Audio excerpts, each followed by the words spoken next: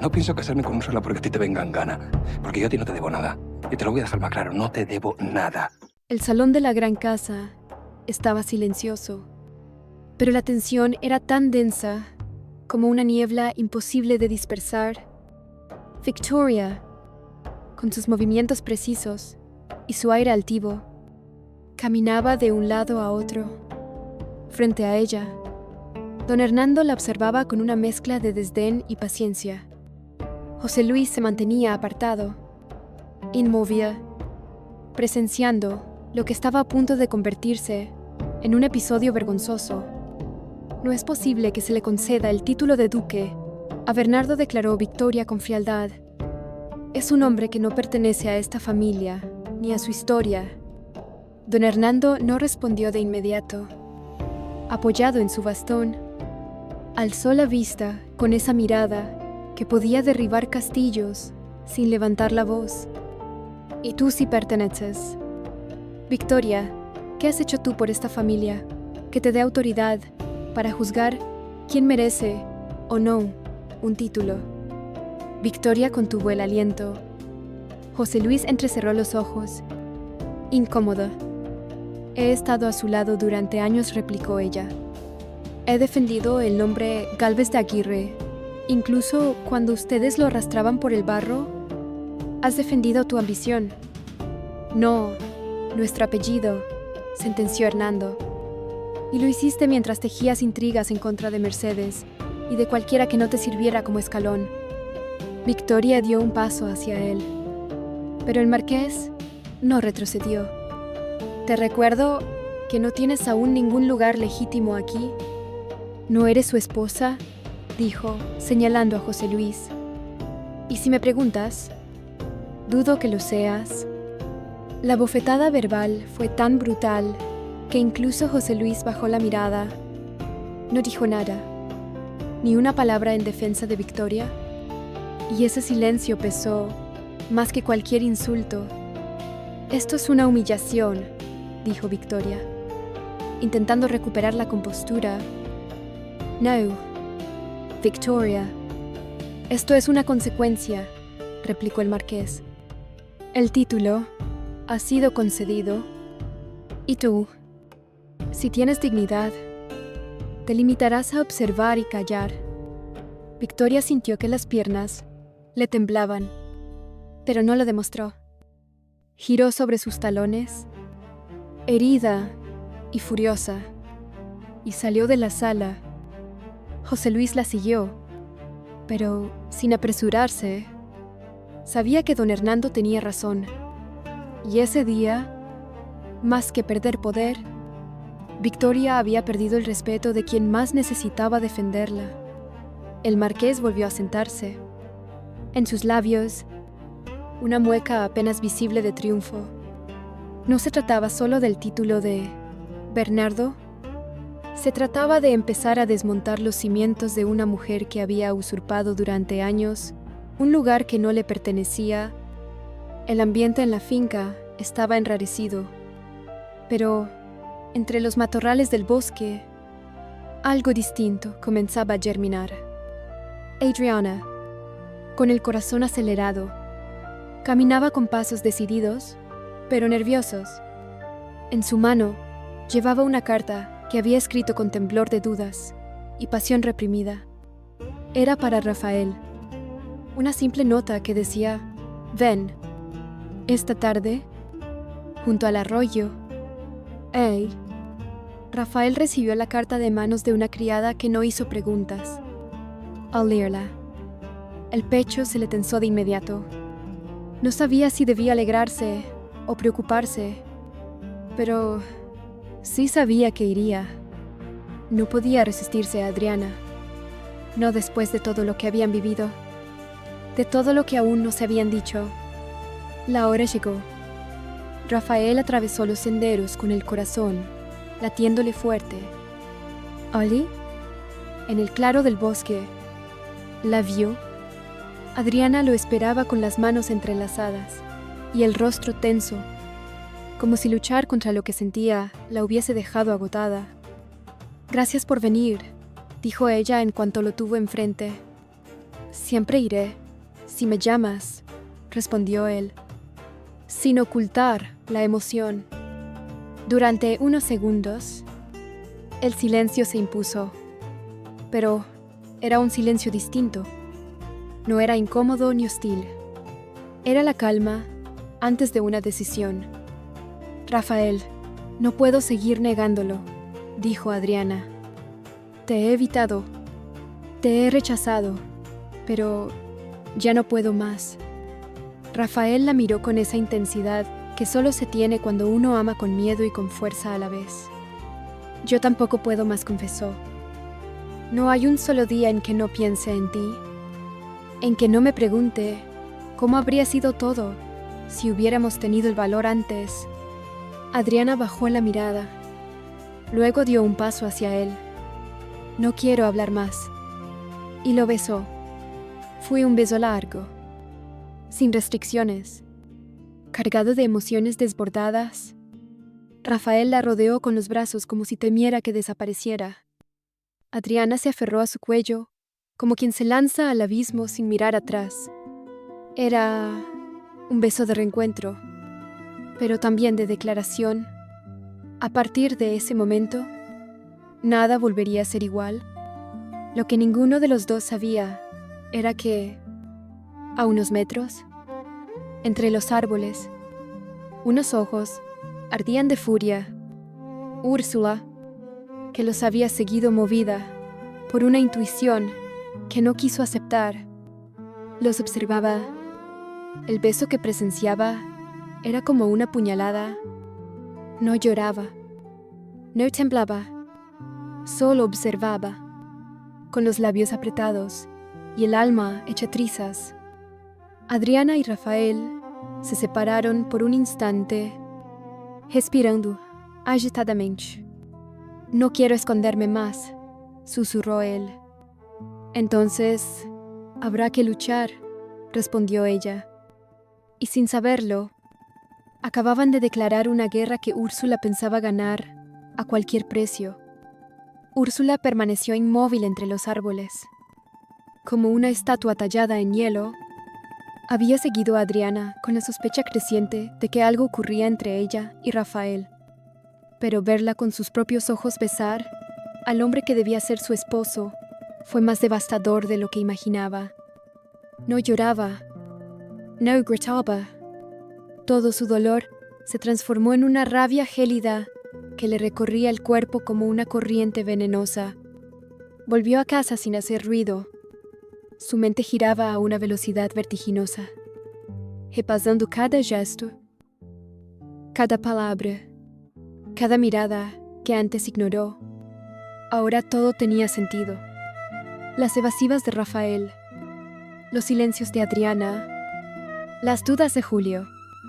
La traición no era solo personal, era familiar, social, moral, y lo peor era que todos habían preferido callar. Se encerró en su habitación y se miró al espejo. No veía a la mujer que había sido criada para ser la esposa perfecta. Veía a alguien que había sido burlada y humillada, pero también veía a una mujer capaz de destruir lo que la había destruido. Con movimientos calculados, se quitó los guantes, el sombrero y la máscara. No necesitaba nada de eso para lo que estaba por hacer. Pasaron horas. Cuando finalmente salió de su habitación, lo hizo con paso firme y mirada decidida. Sabía que el primer paso era enfrentar a Julio, no por consuelo, sino porque él también era parte de la mentira. Si alguien podía confirmar lo que había visto, era él. Y si no lo sabía, se encargaría de contárselo. Lo encontró en el invernadero, leyendo. Al verla, Julio alzó la vista y notó de inmediato que algo en ella había cambiado. «Tenemos que hablar», dijo ella, sin rodeos. «Lo suponía», respondió él. Cerrando el libro, los vi, a Rafael y Adriana, besándose, En el bosque, Julio no reaccionó como ella esperaba. No gritó, no se levantó, solo suspiró y bajó la mirada. ¿No te sorprende?, preguntó ella, con los ojos abiertos de par en par. Ya lo sabía. Ese ya lo sabía, la atravesó como un rayo. Lo que había imaginado como una revelación se volvió un insulto. Y no hiciste nada, solo te quedaste callado mientras me preparaban para el altar. ¿Qué querías que hiciera? Úrsula, replicó ella. Encadenarlos. Rafael ya había tomado su decisión. Y Adriana nunca fue mía. Úrsula dio un paso atrás. El mundo se le resquebrajaba. No solo la traicionaban quienes amaba, sino también quienes callaban. Entonces me toca a mí actuar, dijo, casi en un susurro. Si ustedes no van a defender lo que es justo, lo haré yo. Y se marchó, dejando atrás el invernadero y todo vestigio de inocencia. Julio permaneció solo en el invernadero durante varios minutos después de que Úrsula se marchara. La revelación de que ella había presenciado el beso entre Rafael y Adriana no le sorprendía, pero sí le generaba una extraña mezcla de alivio y angustia. Ya no habría secretos. Lo que temía que se hiciera público, ahora lo era. Y aunque dolía, también lo liberaba de la carga del silencio. Más tarde, Adriana se presentó ante él. Sabía que era necesario. Había decidido contarle todo antes de que lo supiera por otros, sin saber que ya era tarde. Él la recibió con expresión neutral, sentado en su sillón habitual. Quería hablar contigo, comenzó ella. Nerviosa. No quiero que te enteres por nadie más. Rafael y yo. Ya lo sé, la interrumpió él, sin dureza, pero también sin consuelo. Adriana tragó saliva. A pesar de todo, esperaba tener la oportunidad de explicarse. Lo siento, dijo. Sé que no tengo derecho, pero no podía seguir fingiendo.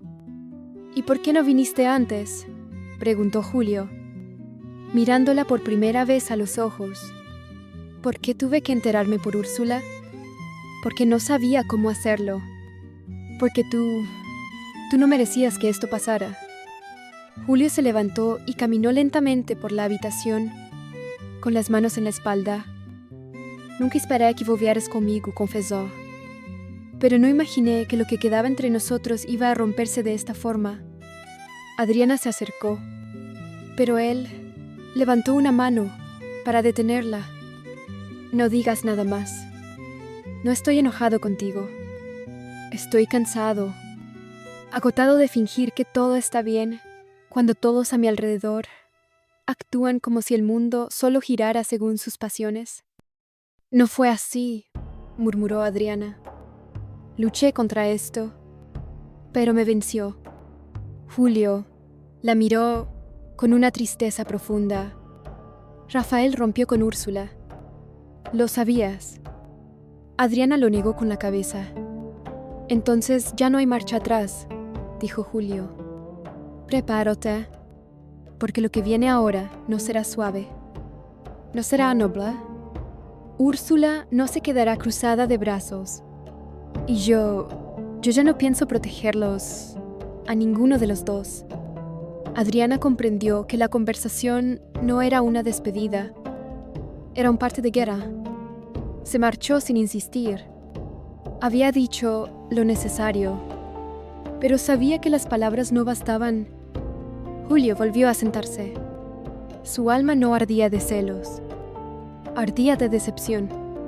No tanto por Adriana, ni siquiera por Rafael. Ardía porque la dignidad que había tratado de mantener con silencio ahora sería pisoteada en público.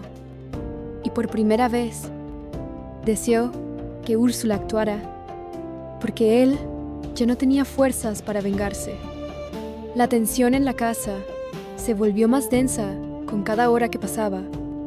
Rafael, ignorante aún de que su beso con Adriana había sido presenciado, se ocupaba en tareas del campo, intentando mantener la mente despejada. Pero no tardó en llegar la confrontación que se había venido gestando como una tormenta anunciada. Julio lo encontró en los establos, donde Rafael ensillaba un caballo con gestos distraídos. El hermano mayor se detuvo a unos pasos, con los brazos cruzados y la mirada firme. Rafael, al sentir su presencia, se giró sin sorpresa. «¿Vienes a reclamarme?», preguntó sin sarcasmo, pero sin miedo. «Vengo a que me hables con la verdad», respondió Julio. «Ya no tiene sentido seguir fingiendo que no ha pasado nada». Rafael soltó las riendas y enfrentó a su hermano. «No pienso esconderme. Sí, estoy enamorado de Adriana». Julio respiró hondo, como si la confirmación aún le doliera. «¿Y, Úrsula, tu compromiso?» «Nunca hubo compromiso real. Fue una idea impuesta por todos, menos por mí. Lo sabéis. Yo nunca la amé. Eso no te da derecho a humillarla. Así», dijo Julio. «La besaste. Le diste esperanza. Y luego fuiste a buscar a mi exmujer». Rafael frunció el ceño, herido por la acusación. «No fui a buscar a nadie. Fue Adriana quien me llamó. Pero sí, fui porque la amo. Porque con ella todo tiene sentido, aunque esté mal visto». «No solo está mal visto», replicó Julio. «Es indecente. Rafael, ella fue mi esposa. Estuvo en esta casa como parte de mi vida. Y ahora tú. ¿Y qué querías? ¿Que siguiera fingiendo que amo a alguien solo para no lastimar tu ego?», disparó Rafael. «¿Y tú? ¿Acaso trataste bien a Adriana? ¿Le diste lo que merecía?» Julio dio un paso adelante, pero se detuvo. «No se trata de eso. Se trata de respeto. A mí, a Úrsula, a la historia de esta familia». Rafael lo miró sin titubear. «La historia de esta familia está llena de silencios y sacrificios inútiles. Yo no pienso ser otro mártir. Si eso me convierte en enemigo, lo acepto». Julio bajó la vista un instante.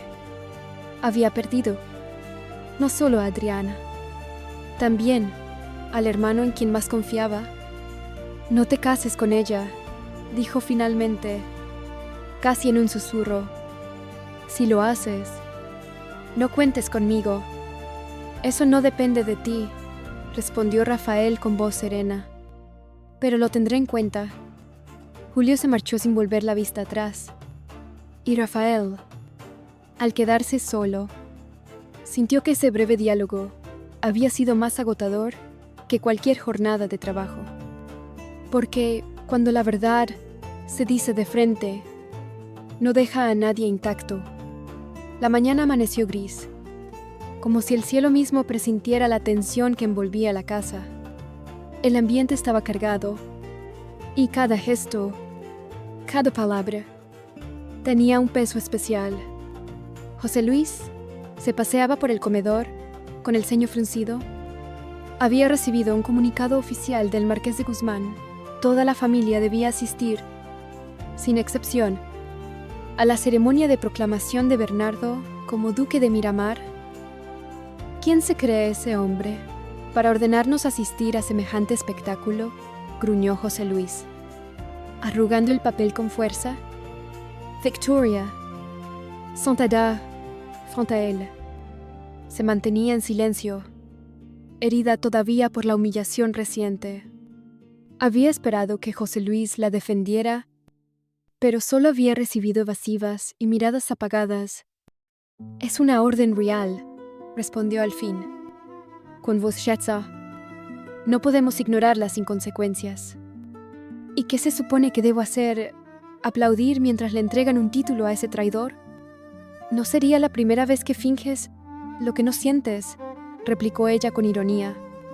José Luis se detuvo y la miró. Hubo un momento de silencio entre ellos. Luego, sin decir nada más, abandonó la habitación. ¿Sabía que no tenía escapatoria? El marqués lo había dejado claro. La ausencia sería interpretada como una declaración de guerra. En otras habitaciones de la casa, la noticia ya circulaba. Úrsula se enteró por boca de Isabel, quien bajó las escaleras, corriendo para contar que todo el personal estaba ya preparando sus mejores ropas. ¿Tenemos que ir?, preguntó Úrsula, incrédula. A celebrar a Mercedes. Nadie dijo que era una celebración, respondió Isabel. Es una obligación, y todos irán. Úrsula cerró la puerta con un golpe seco. La idea de ver a Mercedes al lado de Bernardo, recibiendo honores que ella misma había soñado, la consumía por dentro, pero también era una oportunidad. Allí estarían todos. Allí podrían ver lo que Úrsula tenía para mostrar si iba a actuar. Ese era el escenario perfecto. Leonardo, por su parte, leía la carta oficial junto a Mercedes y Bernardo. Ambos se mantenían tranquilos, incluso orgullosos. Nos están obligando a estar presentes, comentó Leonardo. ¿Y eso les duele más que cualquier título? No buscamos herir, dijo Mercedes. Solo queremos que se respete lo que nos hemos ganado. Pues prepárense, añadió él, porque cuando se sientan forzados a aplaudir, será más humillante que cualquier castigo. La fecha estaba decidida. La ceremonia sería en la iglesia mayor, y por primera vez en años, todos los miembros de la familia estarían bajo el mismo techo, no por reconciliación, sino por mandato, y en ese acto forzado, la verdad quedaría expuesta ante todos. En la víspera de la ceremonia, Mercedes convocó a sus sobrinos más cercanos a una reunión privada en la casa pequeña. Los citó con sencillez, sin demasiadas formalidades. No se trataba de una comida ni de un evento protocolar. Era un acto necesario. Había algo que debía decirles antes de que se enteraran por otros o lo vieran con sus propios ojos.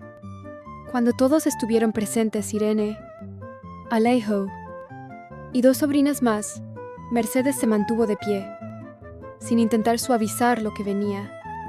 Quiero que sepan algo importante. Antes de la ceremonia de mañana, comenzó. Bernardo y yo ya nos hemos casado. El silencio fue absoluto. Ninguno reaccionó de inmediato. Las miradas se cruzaron entre ellos, buscando respuestas que no llegaban. ¿Qué quieres decir con ya?, preguntó Irene, con una mezcla de confusión y molestia. ¿Que lo hicimos en privado? Hace unos días, sin ceremonia pública, sin invitados, solo nosotros dos. Y un testigo, respondió Mercedes con serenidad. ¿Y por qué lo ocultaste? ¿Por qué no avisaste a la familia?, intervino Alejo, claramente dolido. Porque no iba a someter nuestro amor a la aprobación de nadie, dijo Mercedes. Ya he vivido demasiados años justificándome. Esta vez, decidí elegir sin pedir permiso. Las palabras fueron firmes, pero no arrogantes. Mercedes no buscaba imponer. Solo quería dejar claro que ya no estaba dispuesta a dejarse someter. ¿Y crees que esto no traerá consecuencias?, preguntó otra sobrina. José Luis te va a borrar del testamento. Ya lo ha dicho. Entonces que lo haga, replicó Mercedes. Nunca quise nada que me llegara por miedo o por chantaje. Lo que Bernardo y yo tenemos no se compra ni se hereda. Se construyó en silencio y con dignidad. Uno de los sobrinos, que había guardado silencio hasta ese momento, se levantó y se acercó a Mercedes. No comparto tu decisión, tía, pero la respeto. Solo espero que no sufras por esto. Mercedes sonrió levemente. Ya, he sufrido. Pero esta vez he ganado algo que no cambiaría por nada libertad. Cuando la reunión terminó, cada sobrino se fue con pensamientos distintos. Algunos se sentían traicionados, otros simplemente sorprendidos, pero todos sabían que algo había cambiado. Mercedes ya no era la mujer que obedecía, que callaba o que esperaba. Era una mujer que había tomado el timón de su propia vida. Bernardo, al enterarse de que Mercedes había revelado la noticia, la abrazó con fuerza. Ahora sí, nada ni nadie podrá separarnos, le susurró. Y Allah, sin responder, cerró los ojos, porque sabía que aún quedaban muchas tormentas, pero al menos ya no caminaba sola. En la biblioteca de la casa principal, Leonardo estaba sentado frente a don Hernando. El silencio entre ellos se alargaba como una cuerda tensa. Don Hernando había pedido hablar a solas con su hijo mayor, y lo que estaba a punto de decir no era algo trivial. «Me voy del valle», dijo finalmente, con una voz seca pero serena. Leonardo lo miró con sorpresa. No era una frase que esperara oír de labios de su padre, menos en medio de todo lo que estaba ocurriendo. «¿Cómo que te vas? ¿A dónde?» «A Madrid. Talvez a Castilla. No lo tengo claro aún. Solo sé que aquí ya no tengo lugar». Leonardo se apoyó contra el respaldo del sillón. «¿Por qué ahora?»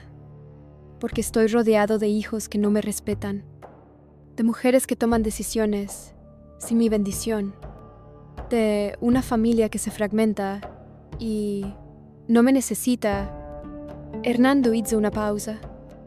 «Y yo no tengo el alma para recoger los pedazos, y te vas sin más. Después de todo». «¿Después de qué?», replicó el padre. «He cumplido con mi deber. Los eduqué, los mantuve, les abrí camino. Si han decidido desviarse, no es mi responsabilidad». Leonardo bajó la mirada. En el fondo, una parte de él comprendía a su padre. Otra parte lo culpaba por no haber sabido ser flexible, por no amar sin condiciones. «¿Te vas solo?» «No exactamente», respondió Hernando. Tras unos segundos, Leonardo lo observó con atención. «¿Qué estás planeando?» «Solo te informo». «No necesito tu permiso», respondió el patriarca. «Pero sí quería decírtelo antes de que el resto lo descubra por su cuenta. Me iré en los próximos días». Leonardo asintió lentamente. «¿Y cree que oyendo todo se resolverá?» «No me voy para resolver. Me voy para no destruir lo poco que queda». «Levantaos». Hernando apoyó una mano en el hombro de su hijo. Un gesto inusualmente afectuoso que, sin embargo, no logró borrar el vacío que dejaba. «Cuida de tu madre y de tu hermana. Aunque no lo digan, aún creen en ti». Y con eso, salió de la biblioteca. Leonardo se quedó solo, con una mezcla de rabia y tristeza. Su padre, el hombre que dominó todo por décadas, había decidido abandonar el campo de batalla sin despedirse de todos, sin reparar los daños, sin pedir perdón. Pero Leonardo sentía que esa huida escondía algo más, algo que aún no comprendía, pero que pronto descubriría. La tensión que se acumulaba en Victoria durante los últimos días finalmente estalló. «Why?» Como solía ocurrir, Isabel fue la primera en recibir la descarga. Todo comenzó por un detalle mínimo, una blusa mal planchada, pero lo que era un error insignificante se convirtió, para Victoria, en una excusa perfecta para liberar toda su frustración. «Esto es lo que entiendes, por trabajo bien hecho», exclamó, lanzando la prenda sobre la cama. «Así piensas servirme cuando sea la esposa del señor Galvez». Isabel, acostumbrada a los arrebatos de Victoria, intentó disculparse con calma. «Lo siento, señora. Puedo corregirlo de inmediato». «Lo que deberías corregir es tu actitud», interrumpió Victoria, cada vez más alterada. «Si sigues siendo una inútil, terminarás de sirvienta en otra casa sin que nadie te recuerde». Las palabras eran como látigos, crueles y sin medida. Isabel se quedó quieta, con los ojos humedecidos, tragando la humillación. Sabía que no era personal. Sabía que Victoria estaba herida, que se sentía derrotada por la reciente proclamación de Mercedes y el distanciamiento de José Luis. Pero comprender no aliviaba el dolor. «¿Qué esperas? Hazlo de nuevo», ordenó Victoria, señalando la plancha.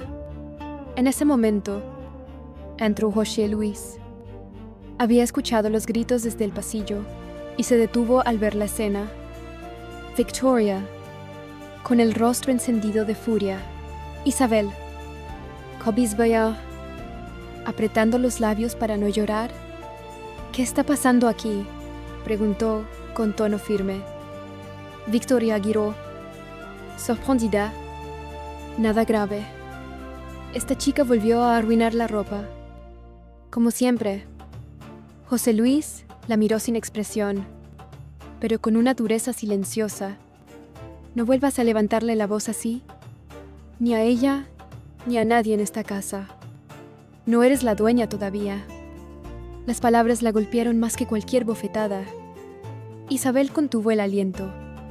Victoria apretó los puños, pero se obligó a respirar hondo. «Claro», dijo al fin. Solo intentaba mantener el orden. José Luis se giró hacia Isabel. «¿Puedes retirarte? Y tómate el día». La joven asintió con un gesto leve y salió rápidamente de la habitación. Victoria se quedó sola con José Luis, que la observaba como si ya no la reconociera. «No te estás ayudando», le dijo él antes de marcharse. «Cada vez que actúas así, das más razones para que te rechacen». Victoria se dejó caer sobre una silla, derrotada, no por la reprimenda, sino por la sensación cada vez más clara de que estaba perdiendo el control de todo. Su relación, su posición, su poder. El título de duquesa ya no era más que una ilusión, y con cada día que pasaba, más sentía que Mercedes le había arrebatado lo único que le quedaba, el futuro que se había prometido. Don Hernando caminaba por el jardín como si nada hubiera cambiado. Saludaba a los empleados con una cortesía que resultaba sospechosa para quienes lo conocían bien. Había ordenado preparar el carruaje de viaje, pero no había informado a nadie del motivo ni del acompañante que llevaría. Solo una persona estaba al tanto de sus intenciones, el propio Pedrito, el niño de apenas 7 años. Lo miraba con admiración.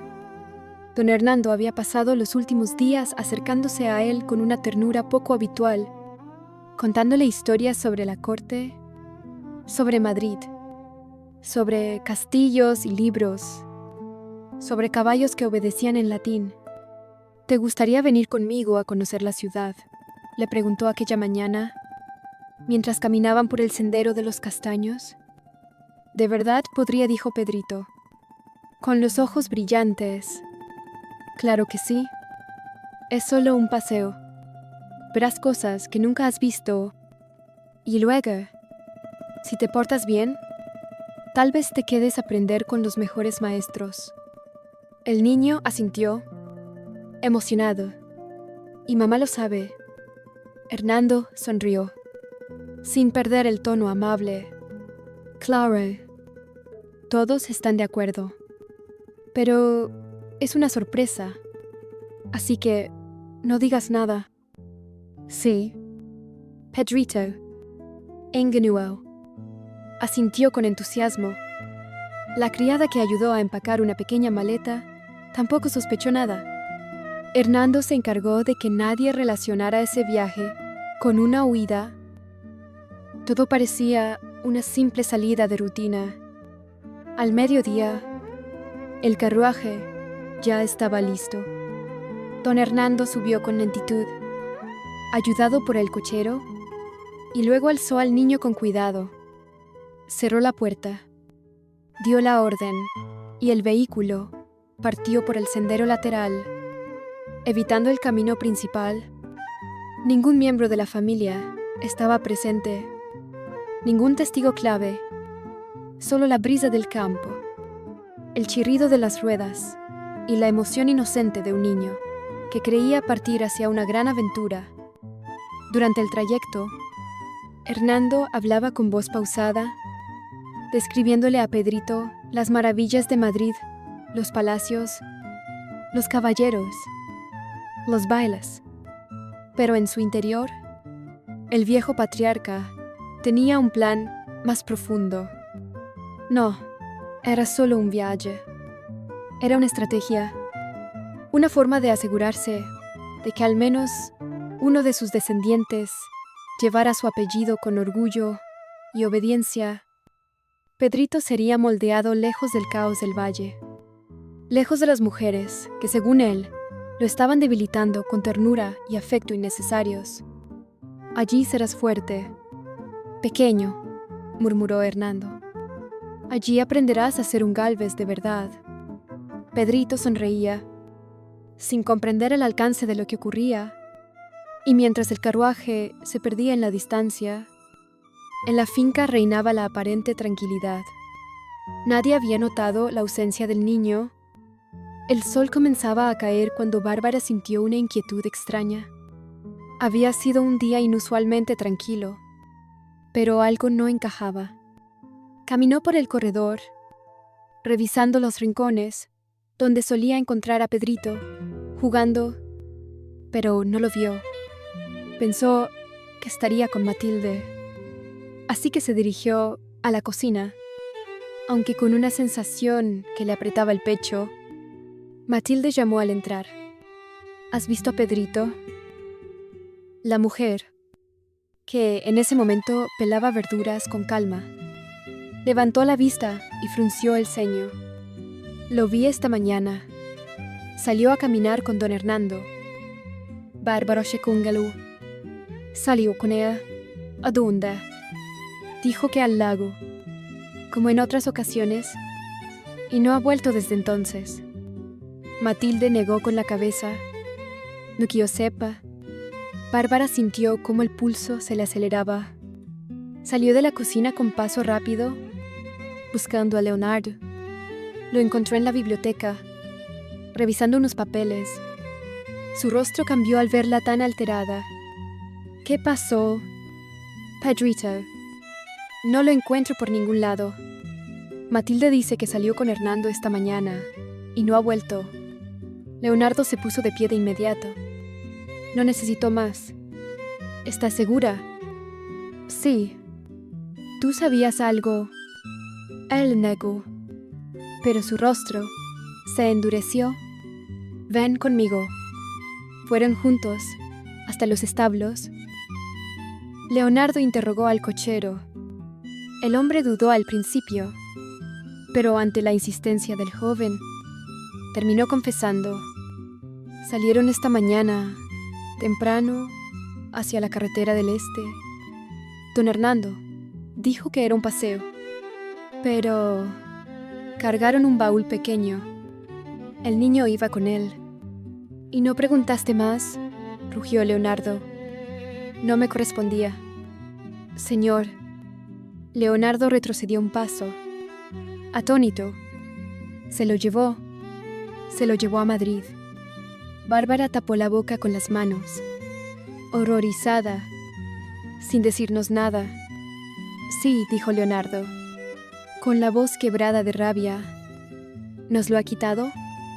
Como si fuera un objeto Volvieron a la casa a toda prisa. Mercedes ya los esperaba, como si hubiera presentido la tormenta. Al escuchar la noticia, cerró los ojos por un momento, conteniendo las lágrimas. «No lo permitiré», dijo. «No me importa qué nombre lleve o qué poder tenga. Iré a Madrid, si es necesario». «Yo también», añadió Leonardo. «No lo criará a su imagen. No mientras estemos vivos». Adriana, que llegaba en ese momento, escuchó todo sin intervenir. Pero su expresión decía más que 1000 palabras. La calma había terminado. En el valle, el silencio comenzaba a quebrarse. Una nueva guerra, inesperada, estaba en marcha. El rumor se propagó como el viento por todos los rincones de la finca Pedrito. Había desaparecido. Las criadas cuchicheaban en los pasillos. Los mozos bajaban la mirada cuando eran interrogados. Y cada miembro de la familia, al enterarse, reaccionaba con asombro, incredulidad o rabia. Pero lo cierto era uno solo: don Hernando se había llevado al niño sin pedir permiso, sin anunciar nada, sin dejar rastro visible, más allá de las huellas de un carruaje ya lejano. Mercedes se convirtió en el centro de la acción. Desde su pequeña casa, convocó a Leonardo, Bárbara y Adriana. Organizaron la información, compararon versiones y trataron de definir qué pasos seguir. Había que actuar rápido. «Esto no es una decisión familiar», declaró Mercedes con voz firme. «Es un acto de secuestro. No importa que sea su abuelo. No tenía derecho. Y no podemos quedarnos esperando una carta o una explicación», añadió Leonardo. «Mañana a primera hora partiré a Madrid». «Yo iré contigo», dijo Bárbara sin dudar. «No», intervino Mercedes. «Tú te quedas. Si todos nos vamos, perdemos presencia aquí. Necesitamos que la familia vea que no retrocedemos». Adriana asintió en silencio. Su rostro reflejaba una mezcla de angustia y determinación. Recordaba lo frágil que era Pedrito, su ternura, su sensibilidad, y ahora estaba en manos de un hombre que lo veía como un proyecto, no como un niño. En la casa principal, mientras tanto, reinaba un silencio extraño. José Luis había sido informado, pero no se pronunció. Victoria murmuró algo sobre formación noble y se encerró en su cuarto. Julio, al enterarse por uno de los sirvientes, se limitó a decir: era cuestión de tiempo. Él no sabía amar de otro modo. Las palabras resonaron como sentencia. Esa noche, nadie durmió con tranquilidad. Matilde encendió velas por el niño. Las criadas más antiguas rezaban en voz baja. Y Mercedes, sentada junto a la chimenea, repasaba los nombres de los jueces que podría contactar si la vía legal era necesaria. Pero lo que más dolía no era el rapto en sí, sino el silencio cómplice de quienes lo sabían y no lo detuvieron. La familia, de nuevo, mostraba sus fisuras, y en medio de la ruptura, un niño inocente era convertido en símbolo, herejía, en moneda. Leonardo, antes de retirarse a descansar unas horas, pasó la mano por el escritorio de su padre. Allí no quedaba más que polvo. «Te vas como viviste», susurró, haciendo daño sin mirar atrás.